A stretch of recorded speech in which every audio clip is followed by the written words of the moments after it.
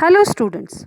Today we start history second chapter from trade to territory कि कैसे Britishers जो business करने आए थे वो धीरे धीरे हमारे पूरे इंडिया पर उन्होंने कब्जा कर लिया था. So we very well know that after the medieval period and starting of the colonial rule, the Mughal dynasty is the last dynasty. जैसा कि हमको पता है कि जो मेडिवल पीरियड है जिसमें लास्ट में मुगल्स आए थे और उसके बाद मुगल्स के डेक्लाइन के साथ साथ ही ब्रिटिशर्स का जो है इमर्जेंस शुरू हो गया था. तो मुगल्स के जो लास्ट पावरफुल रूलर थे वो थे औरंगज़ेब. लास्ट पावरफुल रूलर कौन थे? Aurangzeb. Aurangzeb was the last powerful Mughal ruler. He established control over the very large part of the territory that is now known the India. After his death in the 1707, many Mughal governors and big jamidars began asserting the authority and established regional kingdom. अब जैसे जैसे क्या हुआ कि Mughal ruler जो ये थे उसमें सबसे पावरफुल रूलर थे, उनके बाद भी कई मुग़ल रूलर्स थे, लेकिन जो औरंगज़ेब थे उनका पूरे भारत पर अपना कब्ज़ा था और उनकी जो कह सकते हैं एडमिनिस्ट्रेशन बहुत अच्छा था, तो सब उनके कंट्रोल में थी. लेकिन 1707 में उनकी डेथ के बाद, जब उनकी डेथ हो गई तो उसके बाद जो दूसरे उनके अंडर में जितने भी किंगडम्स थे, जितने भी राजा थे, रूलर्स थे, उन्होंने अपनी अपनी अथॉरिटी को मानना शुरू कर दिया कि हम सुपीरियर हैं, हम यहाँ के राजा हैं, और उन्होंने अपने हिसाब से काम करना शुरू कर दिया था. By the second half of the century, 18th century, however, new power was emerging on the political horizon, the British. और उसी के साथ उसी समय हमने देखा कि जो औरंगज़ेब के मृत्यु के बाद या डेथ के बाद एक नई पावर जो है वो उभरने लगी थी, इमर्ज होने लगी थी. वो पॉलिटिकल पावर थी ब्रिटिशर्स की.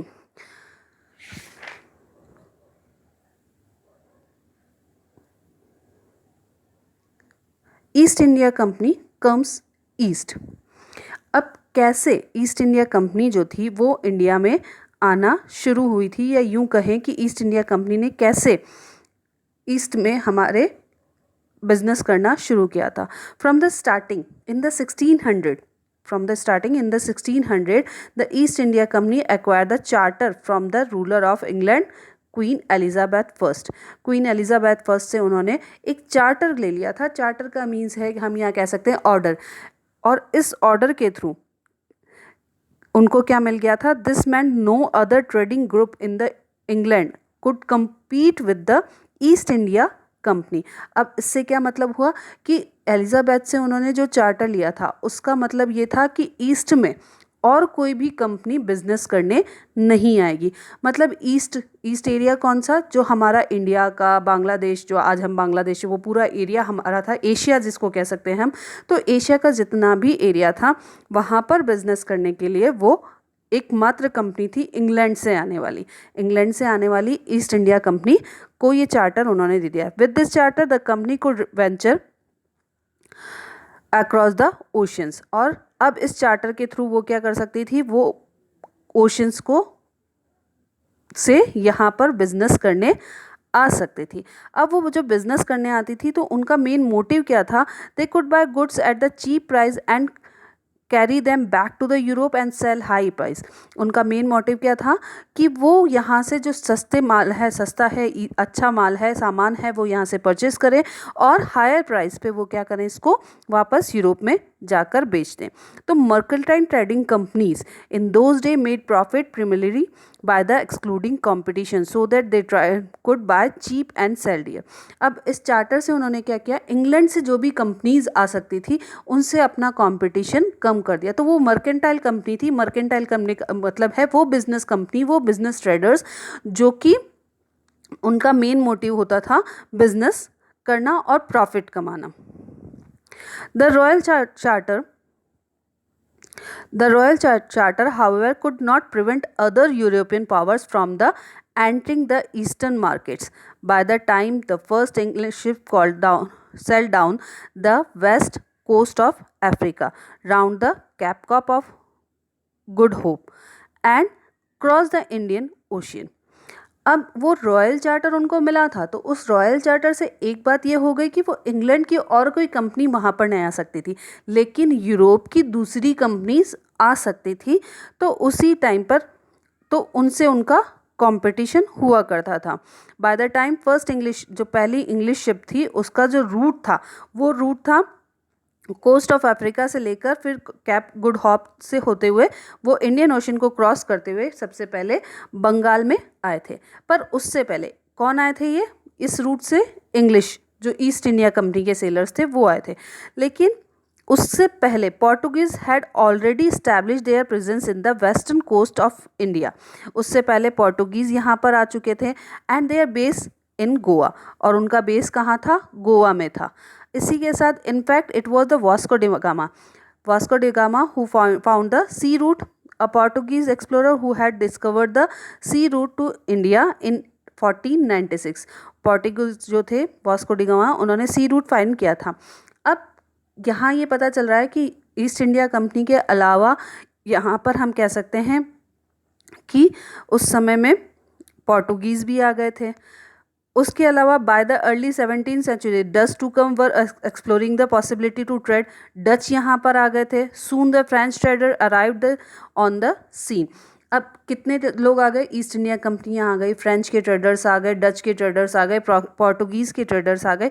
ये सारे लोग भी यहाँ पर ट्रेडिंग करने आ गए और they want the same thing. ये इन सबको they wanted the same thing, उन सबको एक ही चीज़ चाहिए थी। They wanted the silk, the cotton and also that spices. अलग अलग टाइप के जो यहाँ से स्पाइसेस थे, कार्डामम, पेपर, क्लोव्स, चिनामम, ये सारी चीज़ें जो यहाँ पर थी, उनको ये बिजनेस करना चाहते थे। तो अब बिजनेस राइवल्स इनकी धीरे धीरे बढ़ती गई और they become business became on the arms के साथ में, मतलब हथियारों के बेस पे वहाँ पर बिजनेस होने लगा था। The problem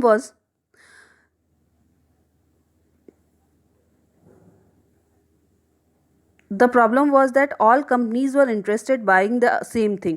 The fine quality of cotton and silk produced in India had to big market in Europe. Pepper, clove, cardamom, cinnamon too were in the great demand. Competition among us, the European companies invariably pushed them through price at these goods could be purchased. अब धीरे धीरे क्या, जब इनकी business rivals बढ़ती गई, अब सभी को एक ही चीज़ जैसी चीज़ चाहिए थी, तो प्रोडक्ट का जो प्राइस था वो बढ़ता गया और प्रोडक्ट के प्राइस बढ़ने के साथ ही उनका प्रॉफिट कम होता गया and this reduce the profit could be earn. The only way to trading companies could flourish was the elimination rivals competitors. अब उनका एक ही तरीका था कि अगर वो फ्लरिश करना चाहते हैं तो अपने राइवल जो दुश्मन कॉम्पिटिटर हैं उनको ख़त्म कर दें। The urge to secure market therefore led to the fierce battle between the trading company, और इसकी वजह से जो कंपनीज थी उनके बीच में बैटल्स होना शुरू हो गई। और जो trade was carried on with the arms and trading post were protected through the fortification.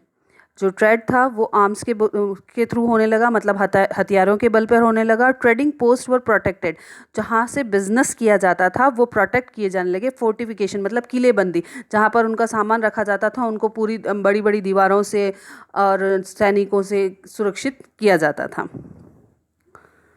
East India Company begins trade in Bengal.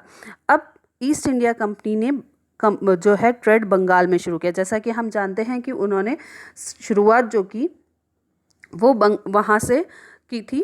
अब the first English factory was setup on the banks of the river of Hooghly, जो कि बंगाल में है, इन 1651। पहली जो factory उन्होंने लगाई business करने के लिए, फैक्ट्री वो जगह थी। This was the base from which the company standard known at that time was factor operated. ये वो बेस होता था जहाँ से वो अपना बिजनेस करते थे, ट्रेड करते थे, व्यापार करते थे। The factory had a warehouse where goods for export and stored and it had officers where company official sets. ये वो जगह होती थी फैक्ट्रीज़ वो जगह होती थी जहाँ पर कि वो अपना सामान रखते थे जो बिज़नेस करने के लिए। अब ऐसा तो है नहीं कि थोड़ा परचेज़ किया और वो भेज देते थे, वहाँ पर सामान इकट्ठा करके रखना होता था, तो वहाँ पर वो सारा सामान इकट्ठा करते थे। इसके अलावा जो जो परचेज़ करते थे तो उनके जो ऑफिसर्स होते थे वहाँ उनके ऑफिसेस हुआ करते थे। As trade expanded the company persuaded, जैसे जैसे उनका ट्रेड बढ़ता गया, the company persuaded merchants and traders to came and settle near the factory. By the 1696 it began building the fort around the settlement. 2 years later it bribed the Mughal officers into giving the company zamindari rights over 3 villages. अब यहाँ पर जैसे उन्होंने business करना शुरू किया उसके बाद उन्होंने फोर्ट बना लिया, एक कह सकते हैं किले के रूप में बना दिया जहाँ पर वो सुरक्षित रह सकते थे। वहाँ से उन्होंने इसी के साथ मुग़ल ऑफिसर्स को ब्राइब करके रिश्वत देके उन्होंने 3 गाँवों की ज़मींदारी ले ली। अब इस ज़मींदारी का मतलब ये हो गया कि वहाँ का जो भी है उससे रेवेन्यू कलेक्ट करने का अधिकार उनको मिल गया था, या यूँ कहें कि उसके साथ ही ज़मींदारी के साथ में भी वहाँ पर जो ज़मींदार का, आज हम कई बार देखते हैं ज़मींदार क्या होते हैं, जिनका उस जगह की ज़मींदार पे हक होता है, तो वो उनसे टैक्सेस लेने लग गए थे। One of this was the Kolkata which later grew into the city of Calcutta और Kolkata and as now it is persuaded the Mughal Emperor Aurangzeb in issue the farman getting the company the right to trade duty free. अब इसके साथ ही उन्होंने Mughal emperor जो कि उस time Aurangzeb थे उनको परस्यूट करके उनको मना कर एक फरमान जारी करवा दिया। फरमान मतलब कह सकते हैं ऑर्डर। उन्होंने एक ऑर्डर जारी करवा दिया जिसके थ्रू वो उनको क्या राइट मिल गया कि वो जो बिज़नेस कर सकते हैं, कंपनी जो बिज़नेस कर सकती है। इम्पॉर्टेंट फैक्ट यहाँ है कि वो फरमान मिला था कंपनी को, तो कंपनी जो बिज़नेस कर सकती है वो ड्यूटी फ्री बिज़नेस कर सकती है। अब इस फरमान के साथ में ही the company tried continuously to press for more concession, लेकिन कंपनी अभी भी ज़्यादा से ज़्यादा कंसेशन चाह रही थी, ज़्यादा से ज़्यादा रिलैक्सेशन चाह रही थी ताकि वो अपने बिजनेस को एक्सपांड कर सकें। अब उस एक्सपांड करने के साथ में ही जो ऑफिसर्स वहाँ पर आते थे कंपनी के साथ में, वो अपना पर्सनल बिजनेस भी करते थे, तो वो जो फरमान कंपनी को मिला था उसका वो भी यूज़ करने लगे थे। अब धीरे धीरे इससे क्या हुआ कि उनको ड्यूटी फ्री मिल गया, तो बंगाल के जो नवाब थे उस टाइम, जो बंगाल के नवाब थे, चाहे हम कहें उस टाइम में मुर्शिद कुली खान थे, उनके बाद अलीवर्दी खान आए, अलीवर्दी खान के बाद सिराजुद्दौला आए, तो उनका जो ये रेवेन्यू फ्री ड्यूटी फ्री जो बिज़नेस करने का तरीका था वो उनको थोड़ा सा प्रॉब्लम लग रहा था कि भाई इसकी वजह से उनको नवाब्स को टैक्स नहीं मिल रहा था, नवाब को फ़ायदा नहीं हो रहा था जो वहाँ के शासक हुआ करते थे। अब जैसे हम कह सकते हैं ना कि यहाँ पर हमारे यहाँ पर भी कई बिज़नेस कंपनीज काम करती हैं, तो उनको सरकार को कुछ ना कुछ टैक्स देना पड़ता है। अगर उनको ड्यूटी फ्री कर दें तो उनका बिज़नेस ज़्यादा अच्छे से चलेगा और सरकार को इससे कोई फ़ायदा नहीं होगा। तो सेम एज इट इज़ उस टाइम भी जो नवाब्स थे वो इसके खिलाफ होने लगे। जो ड्यूटी फ्री था, this they refuse to pay and causing the enormous loss of revenue to Bengal. How could the nawab of Bengal Murshid Quli Khan not protest. अब मुर्शिद कुली खान जो उस टाइम के बंगाल के शासक थे वो इन सब चीज़ों को कैसे बेयर कर सकते थे, वो इसका विरोध क्यों नहीं करते कि भाई इससे तो इनको नुकसान हो रहा है। How trade led to battle. अब कैसे जो ट्रेड था, एक व्यापार था, वो धीरे धीरे बैटल में बदल गया। तो हम देखेंगे कि through the early 18th century the conflict between the companies and the Nawab of Bengal intensified. 18 century आते आते क्या हुआ कि उनके बीच का कॉन्फ्लिक्ट ज़्यादा बढ़ गया, क्योंकि 1707 में औरंगज़ेब की डेथ हो गई थी, और औरंगज़ेब की डेथ के बाद हर कोई अपनी अपनी अथॉरिटी जमाने लगा था, अपने आप को सुपीरियर समझने लगा था। तो बंगाल के शासकों ने भी अपने आप को, बंगाल के जो नवाब थे उन्होंने भी अपने आप को फ्री कर लिया था। The company and nawab of the Bengal intensified after the death of the Aurangzeb. The Bengal nawab asserted their power and autonomy as the other regional power were doing at that time.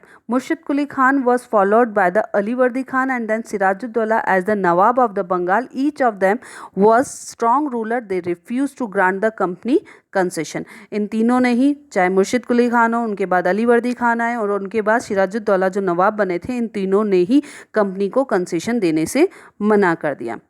Demanded large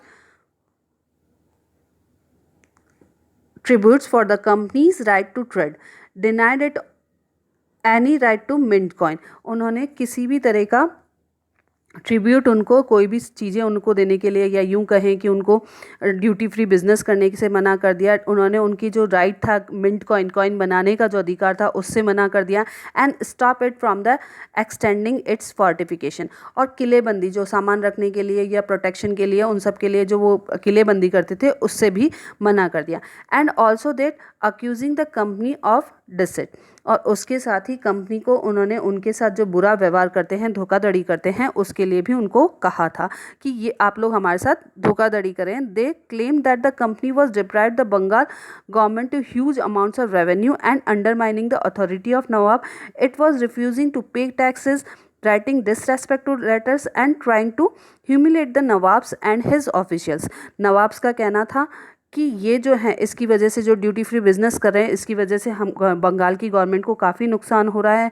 इसके साथ ही ये जो बंगाल के नवाब हैं, उनकी अथॉरिटी को भी अंडरमाइन कर रहे हैं, इतना रेस्पेक्ट नहीं दे रहे हैं, वो टैक्स देने से मना कर रहे हैं, हमको डिसरेस्पेक्टफुल लेटर्स लिख रहे हैं और हमारे साथ अत्याचार कर रहे हैं. The company on the it's part declare that the unjust demand of the local officers were रुइनिंग the trade off the company.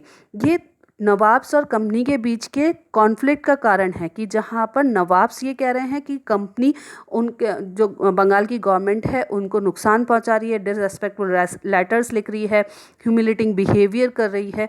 और वही कंपनी का आरोप था, या कंपनी जो कह रही थी कि यहाँ के जो लोकल रूलर्स हैं उनकी वजह से हमारा बिजनेस ख़त्म हो रहा है and trade could not be flourish. और उनका मानना था कि अगर ट्रेड तब तक फ्लरिश नहीं हो सकता, अच्छा फल नहीं फूल नहीं सकता या बढ़ नहीं सकता, जब तक कि उनको ज़्यादा से ज़्यादा रेवेन्यू फ्री बिजनेस करने को ना मिले. और उसके साथ ही expand the trade it as enlarge the settlement. उनको जब तक सेटलमेंट फोर्टिफिकेशन करने की परमिशन मिलनी चाहिए, ज़्यादा से ज़्यादा वो विलेजेस को बाय कर सकें और वहाँ पर फोर्ट्स उनके बना सकें. तो ये कारण था उनके बीच के कॉन्फ्लिक्ट का. अब वो कॉन्फ्लिक्ट, उनका झगड़ा इतना ज़्यादा बढ़ गया कि अब वो बैटल में बदल गया. The battle of Plassey. अब बैटल ऑफ प्लासी, जब मुर्शिद कुली खान थे, उन्होंने भी अंग्रेज़ों का विरोध किया. After that Alivardi Khan, they also refuse to pay the duty free business. उन्होंने उनको भी ड्यूटी फ्री बिजनेस करने से मना कर दिया. Then come to the Sirajuddaula. When the Alivardi Khan died in 1756, Sirajuddaulah became the Nawab of Bengal. The company was worried about his power and keen on the puppet ruler who would willingly give the trade concession and other privileges. अब जब अलीवर्दी खान की death के बाद सिराजुद्दौला नवाब बने, तो वो भी काफ़ी पावरफुल रूलर थे, जिससे कि ब्रिटिशर्स को डर लगने लगा. और वो ऐसा नवाब चाहते थे जो कि पपेट रूलर हो. पपेट रूलर मतलब कठपुतली, जो उनके कहे अनुसार सारी चीज़ें करता रहे और उनकी बातों को मानता रहे, उनको ज़्यादा से ज़्यादा ट्रेड कंसेशन दे और अदर प्रिविलेज, दूसरी छूट उनको मिलती रहे. So tried through without success to help one of the Sirajuddaulah rivals become the nawab. और इसके लिए वो बार बार कोशिश करने लगे कि जो सिराजुद्दौला के राइवल्स हैं, दुश्मन हैं, वो कोई नवाब बन जाए. And infuriated Sirajuddaulah asked the company to stop meddling in the political affairs of his domains. अब वो सिराजुद्दौला उस टाइम के नवाब थे, तो वो इससे काफ़ी नाराज़ हुए कि आप मेरे पॉलिटिकल अफेयर्स में इंटरफेयर नहीं कर सकते हैं और आप इस तरीके से फोर्टिफिकेशन बंद कर दीजिए, रेवेन्यू पे कीजिए. अब वो उस टाइम के नवाब थे, तो उन्होंने क्या कहा कि पॉलिटिकल अफेयर्स में आप इंटरफेयर नहीं करेंगे, साथ ही अपना जो भी फोर्टिफिकेशन है, किलेबंदी है, वो बंद कर दीजिए और हमें रेवेन्यू दीजिए. After the negotiation failed. अब उन दोनों की समझौते की चीज़ें फेल हो गई, वो आपस में समझौता नहीं कर पाए.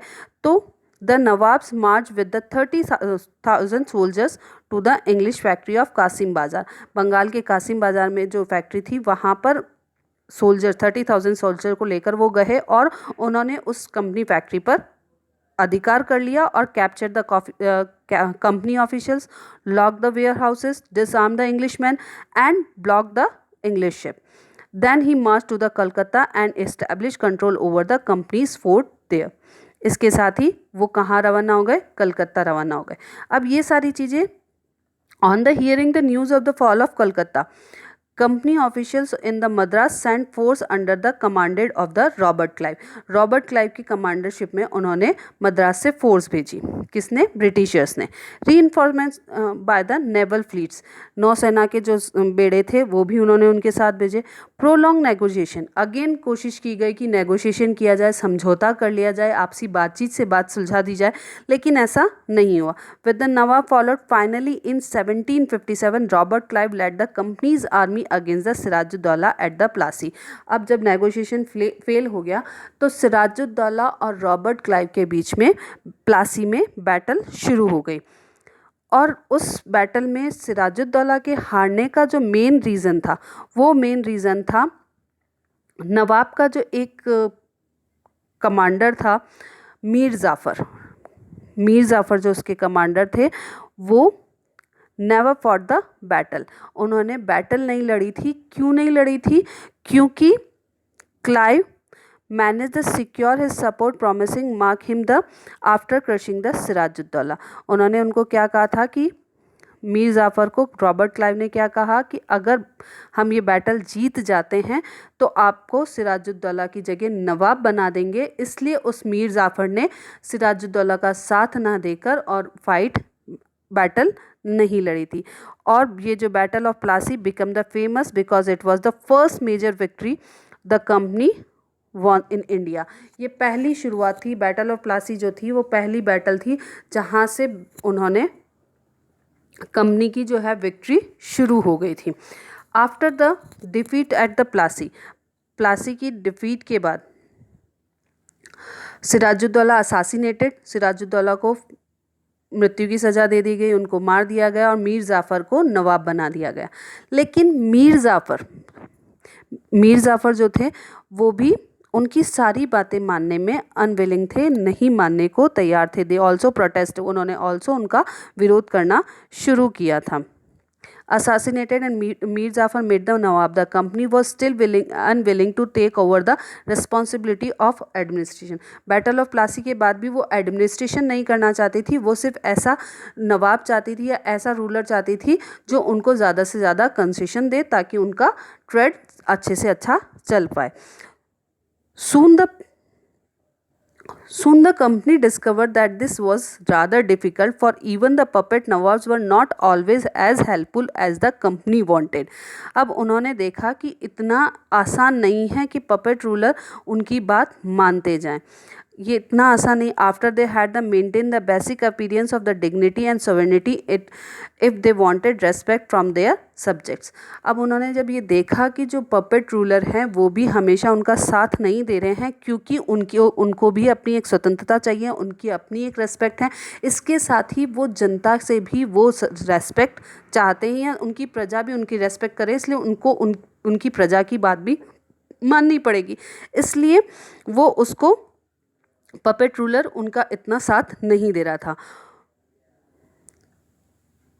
When Mir Jafar protested, the company disposed him and installed the Mir Qasim in his place. अब क्या हुआ कि जब मीर जाफ़र ने उनका प्रोटेस्ट करना शुरू किया, उनका विरोध करना शुरू किया, तो फिर मीर कासिम को उनकी जगह राजा बना दिया, नवाब बना दिया. When Mir Qasim complained, he turn was defeated in the battle fought at Buxar in 1764. अब मीर जाफ़र के बाद मीर कासिम को बनाया तो मीर कासिम ने भी वही विरोध करना शुरू किया. तो इन दोनों के बीच में, ब्रिटिशर्स के बीच में और मीर कासिम के बीच में बैटल ऑफ बक्सर हुई. Driven out of the Bengal and Mir Jafar was reinstalled. अब मीर कासिम के बाद फिर से मीर जाफ़र को राजा बना दिया था, तो नवाब बना दिया था. मतलब कि पहले सिराजुद्दौला को हराया गया, सिराजुद्दौला के मरने के बाद मीर जाफ़र को नवाब बनाया. मीर जाफ़र ने जब उनका विरोध करना शुरू किया तो उसको हटाकर मीर कासिम को बनाया. मीर कासिम ने अगेन उनका विरोध करना, उनका प्रोटेस्ट करना शुरू किया, तो फिर से मीर जाफ़र को वहाँ का नवाब बना दिया था. अब क्या हो गया कि अब जब वो नवाब बन गए, the nawab had to pay the 5 lakh every month, but the company wanted more money to finance its war and meet the demands of trade and its other expenses. It wanted other territory and more revenue. अब क्या हुआ कि जब वो battle of Buxar में बंगाल के नवाब हार गए तो कंपनी ज़्यादा फाइनेंस, मोर फाइनेंस चाह रही थी, 5 लाख के ज़्यादा उनको, और ज़्यादा उनको प्रिविलेज चाहिए था, और ज़्यादा बिजनेस करने के लिए उनको कह सकते हैं फाइनेंस चाहिए होता था. Mir Jafar died in 1765. The mood of company had change. Having failed to work with the puppet Nawabs, Clive declared that we must indeed the become Nawab ourselves. अब जब मीर जाफर की डेथ हो गई तो उसके बाद जहाँ बैटल ऑफ प्लासी के बाद, after the battle of Plassey, they don't want to the become a administrator, now they want to be. अब क्या था, बैटल ऑफ प्लासी के बाद जहाँ पर वो एडमिनिस्ट्रेशन नहीं करना चाहते थे, लेकिन बक्सर के युद्ध के बाद या बैटल ऑफ बक्सर के बाद जो मीर जाफर के साथ उनकी जो स्थिति रही, या यूं कहें उनके साथ जो उन्होंने देखा, तो वो अब पपेट रूलर की जगह खुद एडमिनिस्ट्रेशन करना चाहते थे, खुद नवाब बनना चाहते थे. और इसी के अंदर में उनको एक प्रोसेस में finally in 1765 the Mughal emperor appointed the company's as the diwan of the province of the Bengal. अब यहाँ से उनकी शुरुआत हो गई थी. इन 1765 में मुगल एम्परर जो थे उन्होंने उनको कंपनी को दीवान बना दिया था बंगाल का. दीवानी राइट्स मिल गए थे. मतलब दीवानी राइट्स का मतलब रेवेन्यू कलेक्शन. बंगाल जो पूरा इतना बड़ा एरिया था वहाँ पर से उनको रेवेन्यू कलेक्शन का अधिकार मिल गया था. तो उससे वहाँ से उन्होंने एडमिनिस्ट्रेशन करना शुरू कर दिया. अब इससे दीवानी राइट्स मिलने से उनको क्या फ़ायदा हुआ? They have more benefits from that. The Diwani allowed the company to use the vast revenue resources of Bengal. This solved the major problem that the company had earlier faced from the early 18th century. Its trade with the India expanded, but it had to buy most of goods in India with the gold and silver imported from the Britain. अब तक तो वो business जो कर रही थी वो Britain से गोल्ड और सिल्वर ला के बिज़नेस कर रही थी. अब जब उनको वो दीवानी राइट्स मिल गए थे तो उनकी ये प्रॉब्लम सॉल्व हो गई थी, क्योंकि जो रेवेन्यू से पैसा मिल रहा था वो उसके थ्रू ही ट्रेड कर रहे थे. This was because at this time Britain had no goods to sell in India. The outflow of the gold in Britain slowed after the Battle of Plassey and entirely stopped after the assumption of Diwani. Now the revenue from the India could finance company expenses. This revenue could be used to purchase cotton, silk, textile of India in India, maintain the troops and meet the cost of building the company and offices at the Kolkata. अब इस दीवानी right से उनको जो revenue मिलता था उसी से उनके एक्सपेंसेस पूरे हो जाते थे. वो सामान खरीदने लग गए थे. इसके साथ ही बिल्डिंग बनाना, फूड करना, उनके वॉर्स के लिए ट्रुप्स मेंटेन करना, ये सारी फैसिलिटी भी उनको इजीली मिल गई थी उस रेवेन्यू के through. Company officials become nawabs.